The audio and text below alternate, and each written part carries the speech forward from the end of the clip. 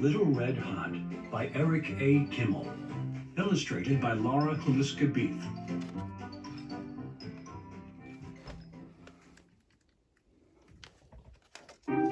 Once upon a time, there was a little bitty Texas gal called Little Red Hot.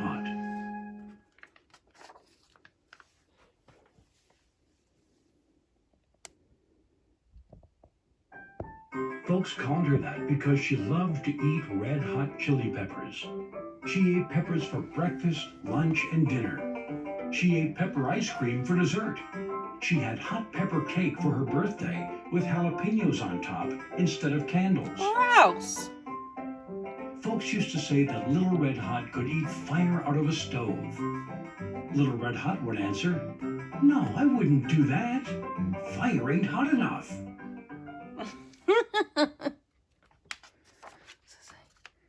Fire extinguisher. A cup of water. One day, Little Red Hot's mama said to her, "Little Red Hot, I heard from Grandma today. She's feeling poorly. I think she has a cold. Could you drop by and look in on her? She'd feel so much better to see you." "I'll do that, Mama," Little Red Hot said. "I'll bake a hot pepper pie, Grandma's favorite. It'll knock those cold germs right out of her." Will it fix coronavirus? Just kidding. Little Red Hot got busy in the kitchen. In no time at all, she had mixed up a hot pepper pie. She used Louisiana hot sauce instead of milk and filled the crust with eggs, cheese, and the hottest chili peppers she could find.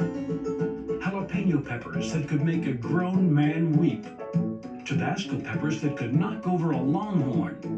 Habanero peppers that could take the paint off a wall. And Nagaholokias from India, one of the hottest peppers in the world. Each one came with a warning label. Little Red Hot put the pie in the oven to bake.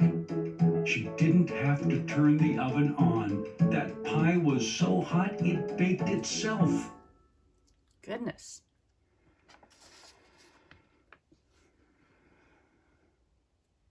Little Red Hot got on her pony and set off for Grandma's house. Along the way, she met up with Pecos Bill and his cowboys. "Hey, Little Red Hot, where you going?" they called her. "I'm taking a hot pepper pie to Grandma. She has a cold," Little Red Hot said. "Now you be careful on your way to Grandma's house," said Pecos Bill.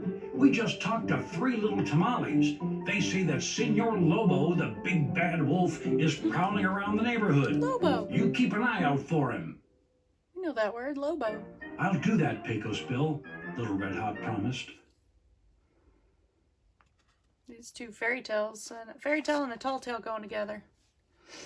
No sooner had Pecos Bill and the cowboys ridden out of sight when Little Red Hot saw a big gray animal loping toward her. "Hold it right there. Don't you come any closer," Little Red Hot yelled. "I know who you are. You're Senor Lobo. Pecos Bill warned me about you."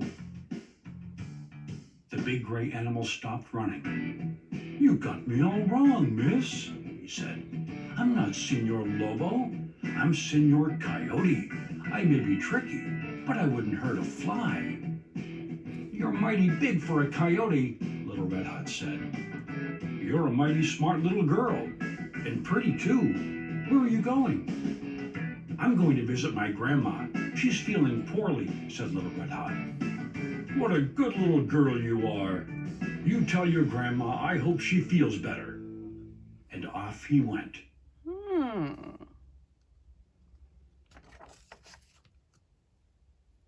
Of course, that big gray animal wasn't Senor Coyote at all. No. It was Senor Lobo, and Little Red Hot had no business talking to him. But it was too late to do anything about that now. Even worse, Senor Lobo knew a shortcut that took him straight to Grandma's house. He stepped up to the front door and knocked.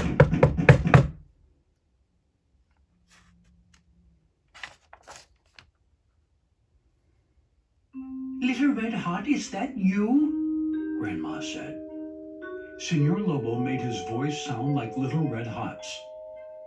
"Yes, Granny, I heard you were sick. I hope you're feeling better." I feel better already now that you're here. Come on in.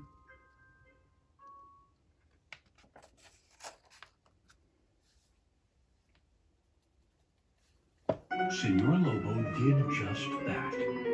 Grandma let out a yelp when she saw him. Grandma was sick, but she wasn't slow.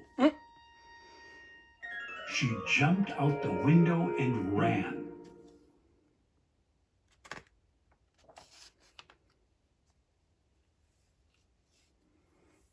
I'll catch her later, Senor Lobo said. He rummaged through Grandma's clothes until he found a spare nightcap and nightgown. He put them on and hopped into bed just as Little Red Hot arrived. Howdy, Grandma. It's Little Red Hot. I'm sorry you don't feel good.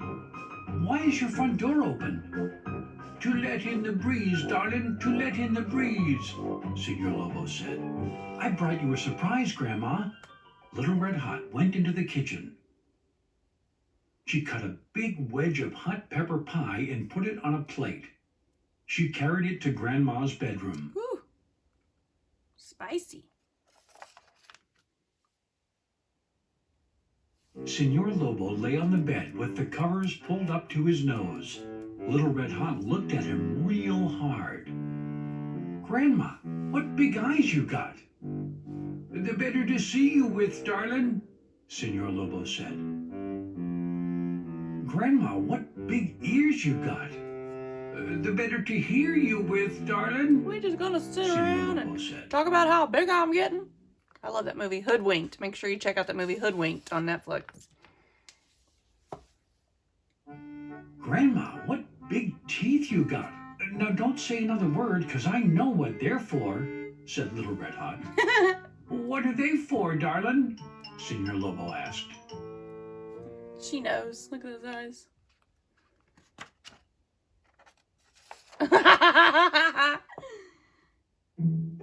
They're for eating this hot pepper pie I made just for you.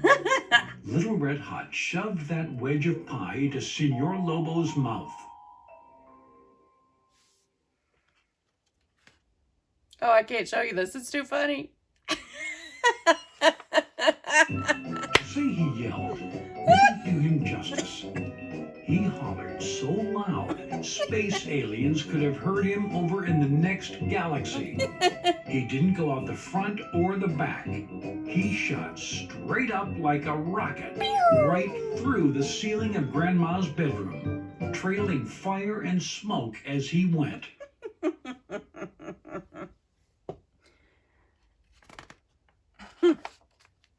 That's when Pecos Bill and the cowboys arrived. Grandma told us Senor Lobo came by. Where is he? Little Red Hot pointed up at the hole in the ceiling. He went that-a-way. I don't suppose he'll be back. Would y'all like to stay for supper? I got hot pepper pie for everyone. No thanks, Little Red Hot, Pecos Bill and the cowboys said. We're brave, all right, but not that brave.